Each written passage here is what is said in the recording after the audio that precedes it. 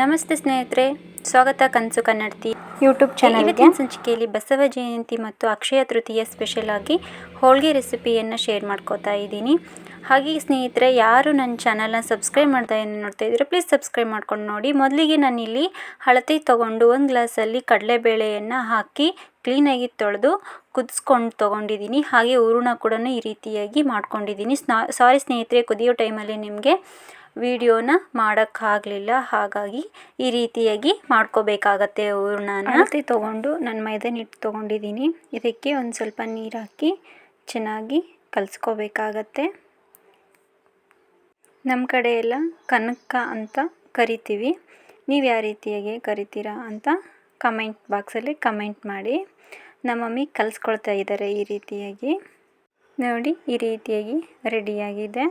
ಮೊದಲಿಗೆ ನಾವಿಲ್ಲಿ ಸ್ವಲ್ಪ ಕಣ್ಣ ತೊಗೊಂಡು ಈ ರೀತಿಯಾಗಿ ಮಾಡ್ಕೋಬೇಕಾಗತ್ತೆ. ನನ್ನ ಕೈಲೇ ತಟ್ತಾ ಇದ್ದೀನಿ. ಈಗ ಇದಕ್ಕೆ ಈ ರೀತಿ ರೌಂಡಾಗಿ ಮಾಡಿಟ್ಟಿರುವಂತಹ ಹೂರಣವನ್ನು ಇದರೊಳಗಿಟ್ಟು ಈ ರೀತಿಯಾಗಿ ಮಾಡ್ಕೋಬೇಕಾಗತ್ತೆ. ಇದು ಈಸಿಯಾಗಿ ಮಾಡ್ಬೋದು. ನೋಡಿ, ಈ ರೀತಿ ಆಗಿಂದ ಕೈಲಿದ್ದಾನೆ ಈ ರೀತಿ ಸ್ವಲ್ಪ ಪ್ರೆಸ್ ಮಾಡ್ಕೋಬೇಕಾಗತ್ತೆ. ಕೈಲೇ ನಾನು ತಟ್ಕೊಳ್ತಾ ಇದ್ದೀನಿ ಈ ರೀತಿಯಾಗಿ. ಇದು ಸ್ವಲ್ಪ ಅಗಲ ಆಗೋವರೆಗೂ ಈ ರೀತಿಯೇ ಕೈಲಿದ್ದಾನೆ ನಾನು ತಟ್ಕೊಳ್ತಾ ಇದ್ದೀನಿ. ಇದನ್ನು ಇವಾಗ ಹಂಚಿಗೆ ಹಾಕಬೇಕಾಗತ್ತೆ. ಸ್ವಲ್ಪ ಎಣ್ಣೆಯನ್ನು ಹಾಕಿ ಈಗ ಇದನ್ನು ಈ ರೀತಿ ತಿರುವಿ ಹಾಕಿ. ನೋಡಿ, ಈ ರೀತಿಯಾಗಿ ರೆಡಿಯಾಗಿದೆ ಹೋಳಿಗೆ ಬಸವ ಜಯಂತಿಯ ಸ್ಪೆಷಲಾಗಿ.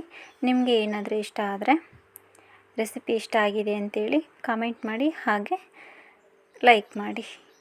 ಹಾಗೆ ಇನ್ನೂ ಯಾರು ಚಾನಲ್ನ ಸಬ್ಸ್ಕ್ರೈಬ್ ಮಾಡ್ದೇ ನೋಡ್ತಾ ಇದ್ದೀರೋ ಪ್ಲೀಸ್ ಸಬ್ಸ್ಕ್ರೈಬ್ ಮಾಡಿಕೊಂಡು ನೋಡಿ. ನೆಕ್ಸ್ಟ್ ರೆಸಿಪಿಯಲ್ಲಿ ಸಿಗ್ತೀನಿ.